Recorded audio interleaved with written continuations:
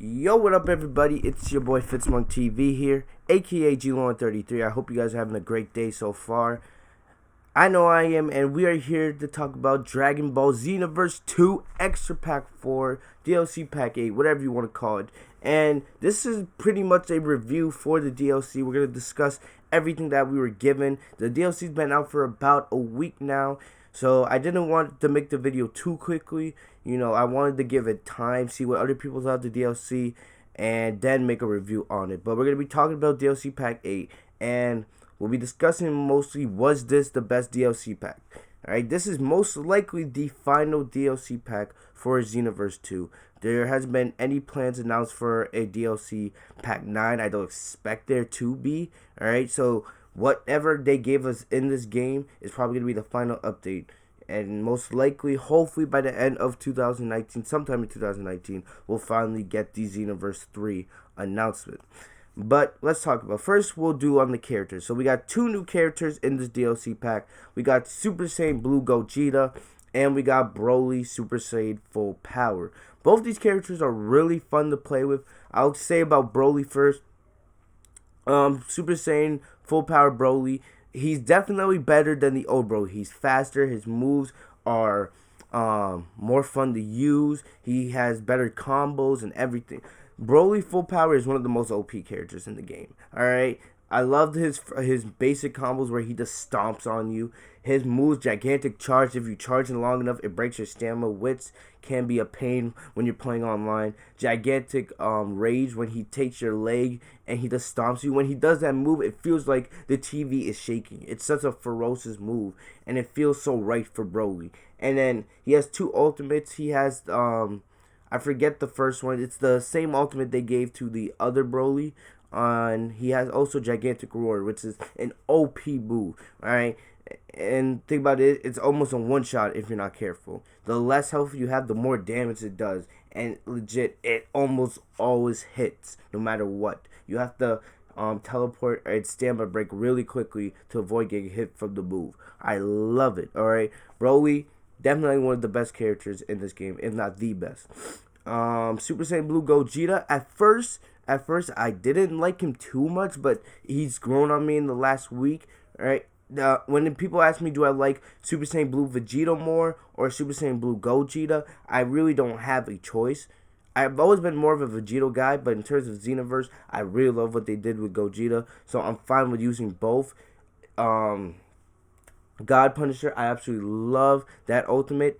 You know, I can't really make a choice between Gigantic Roar and God Punisher, but still, I love both moves. His combos are pretty clean, and yeah, to be honest, are these the best DLC characters we've got in the game? In my opinion, no.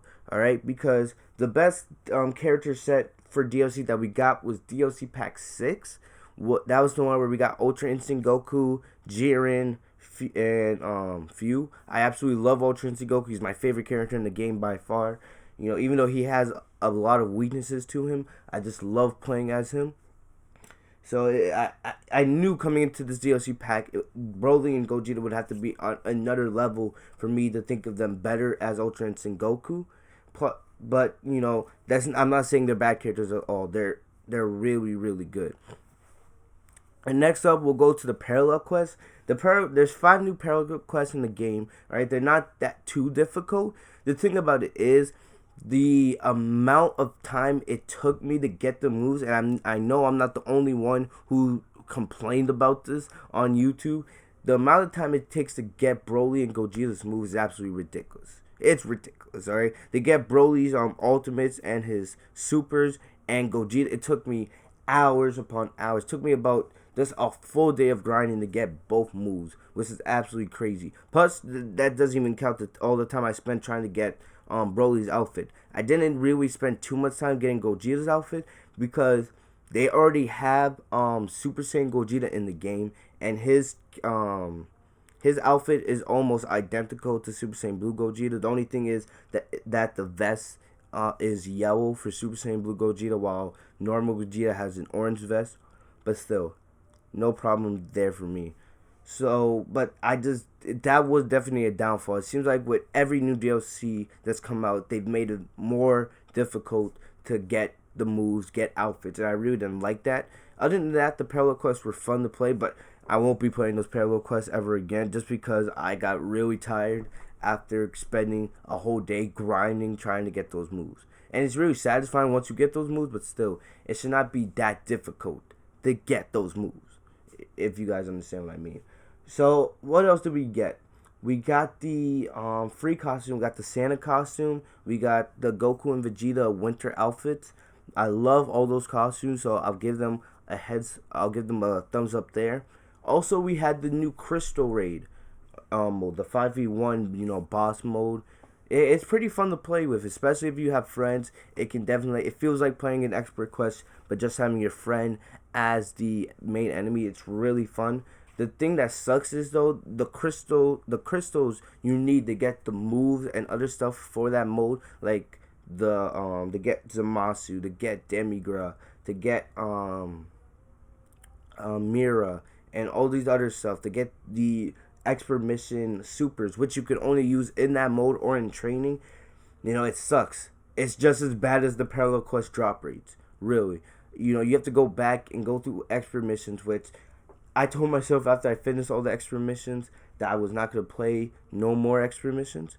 But I have to go through them again just to get crystals. And the drop rates are really, really bad unless you play like the hardest extra missions in the game. Which, sucks, but it is what it is. There's nothing you can do there. So having to go through and play those extra missions again really, doesn't feel right. I feel like there should be an easier way, or I feel like there should be, the drop rates should be better. If you're gonna have us go through and play extra missions again, if you're a person out there that needs to, grind through TP medals and doesn't want to purchase them, then yeah, you'll grind through extra missions all day. But I just didn't want to do that. I hope you guys feel me on that regard. But, the Crystal Rainbow is fun. It's just that to get the moves and everything else, just the grind through extra missions to get the crystals, I just really didn't like that. But overall, looking at DLC Pack 4, now let's compare it to all the other DLC packs. Alright? Was it a good DLC pack? It was okay. It wasn't the best. Alright, in my opinion, the best DLC packs in this game were DLC Pack 4. That's where we got Super Saiyan Blue Vegito, scratch that. That just came to my mind. I didn't talk about the Tournament of Power stage. Alright? I love the Tournament of Power stage, but it's not my favorite stage in the game. My favorite stage of the game is still by far the Future in Ruins stage, aka Future Trunks' world. Love that map to death, man. I don't mind the Tournament of Power stage. I like when you're playing offline, they have like Zeno in the background giving commentary, just like he did during the Tournament of Power. What I wish they did for the Tournament of Power, if you guys remember, I think it was Dragon Ball Super episode 126 or 125. It was when Toppo was a god of destruction. Alright? And if you guys remember, the environment of the Tournament of Power, it had the sky had this like rainbow effect with the entire arena basically in shambles. If they had that Tournament of Power stage, then I might have said this is the best stage in the game. Right? But I don't mind the Tournament of Power stage that they gave us for this DLC pack. I feel like they just could have done a little bit better. So overall, looking at DLC Pack 4 as a whole, it's not the best DLC pack. It's one of the better ones. Alright, it still could have been a little better. The netcode still has issues, and I don't know if we're gonna get another update to it. I don't expect us to, because this is most likely, once again, the final DLC pack. And to be honest, my favorite DLC pack was DLC Pack 4, where we got Merge Zamasu, Super Saiyan Blue Vegito. We got the Future Trunks stage.